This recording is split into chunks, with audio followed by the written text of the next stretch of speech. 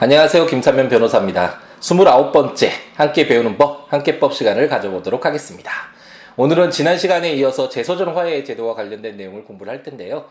지난 시간에 재소전 화해 제도가 어떤 것인지, 그리고 재소전 화해 신청을 했을 때 유리한 점, 어떤 실익이 있는지와 관련된 내용을 공부를 했다면, 오늘은 구체적으로 그럼 재소전 화해 신청서가 어떻게 작성이 되고 그에 대한 결과물이라고 할 수 있는 재소전 화해 조서가 어떻게 내려지는지 구체적으로 현실에서 행해졌던 그런 서면들을 가지고 한번 간단하게 확인해 보는 시간을 가져보도록 하겠습니다.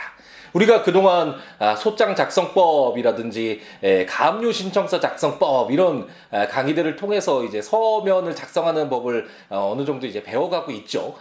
그런 내용들이 가장 중요한 거는 어떤 형식적인 모습보다도 처음에는 어떻게 이런 서면들을 작성해야 되지 이렇게 의문이 되고 두려울 수가 있는데, 작성하기에 두려움이 있을 수 있는데, 사실상 어느 정도만 익숙해지면 가장 중요한 것은 어떤 그런 형식적인 틀보다는 그 안에 내용물이겠죠. 어떻게 그 내용물들을 잘 채워서 내가 원하는 효과를 가져올 수 있는가, 그것이 가장 핵심적인 것이라고 할 수 있겠고, 그 소장 작성이나 가압류 신청서 작성이나 이런 내용들에 비해서는 재소전 화해 신청서는 상대적으로는 수월하다고 할 수 있겠죠. 그 이미 당사자 사이에 합의가 된 내용이기 때문에 화해가 된 내용들을 그냥 담아두어서 법원에 제출을 하는 그런 서면들이기 때문에 상대적으로는 좀 수월하다고 할 수 있겠습니다.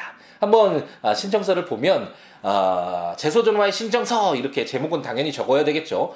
그리고 우리가 소장 작성법에서 공부를 했듯이 당사자 특정하는 것이 굉장히 중요하고, 원고와 피고가 되겠죠. 그 소장의 비유를 하자면 이 재소전 화해에서는 신청인 누구누구, 그리고 신청 대리인 누구다, 그리고 피신청인 있고 재소전 화해라는 사건명을 적고, 신청 취지, 이게 우리가 소장 작성법에서는 청구 취지였잖아요. 가장 중요한 내용이라고 할 수 있는데, 이 재소전 화해 신청서에서는 상대적으로는 간단한 내용이죠. 신청인과 피신청인은 다음과 같이 화해 조항 취지의 재소전 화해를 신청한다, 이런 내용만 적어두면 되겠고, 신청 원인에서도 그렇게 큰 내용이 없겠죠. 당사자 사이에 일반적으로는 임대차 계약을 체결해서 이런 내용으로 화해가 성립되어서 이런 청구를 하고 있다라는 내용만 적어주면 되겠고, 중요한 내용은 재소전 화해 신청서에서 가장 중요한 내용은 화해 조항이라고 할 수 있을 텐데요. 이 화해 조항을 보면 가장 근본적이라고, 이 재소전 화해 신청을 하는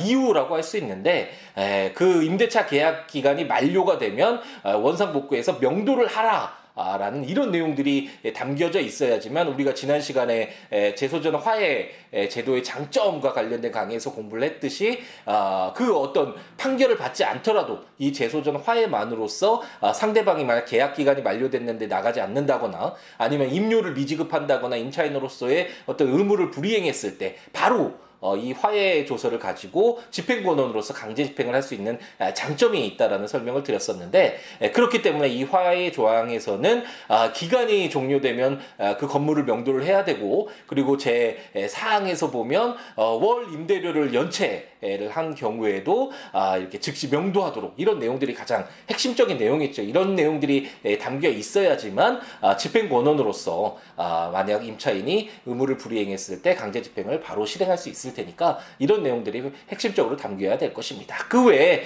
당사자들이 합의한 내용들은 얼마든지 화해 조서에 담길 수가 있고요. 다만 임차인에게 너무나 불리한 내용이라든지, 왜냐하면 우리가 이제 나중에 민법에서 임대차 계약 조문들도 한번 공부를 할 기회가 있을 텐데, 임차인에게 일방적으로 너무나 불리한 내용의 경우에는 당사자가 합의했더라도 효력이 없다 라는 그런 조항이 있거든요. 우리가 민법의 대원칙이라고도 할 수 있는데, 너무 형평에 반하거나 신의성실에 반한다거나 이런 내용들이 있을 때는 약자를 보호하는 그런 측면에서 당사자의 합의가 있다고 하더라도 효력이 무효가 되는 그런 내용들이 있는데, 그런 것들을 이제 추후에 공부를 하겠고요. 그래서 그런 조항들이 담겨져 있지 않는 한 어떤 화해 조항 당사자 사이에 합의가 되는 이 화해 조항이 담겨져 있는 내용은 법원에서 재소전 화해로서 인정을 하면서 화해 조서가 이제 내려지게 되겠습니다. 화해 조서를 한번 볼까요?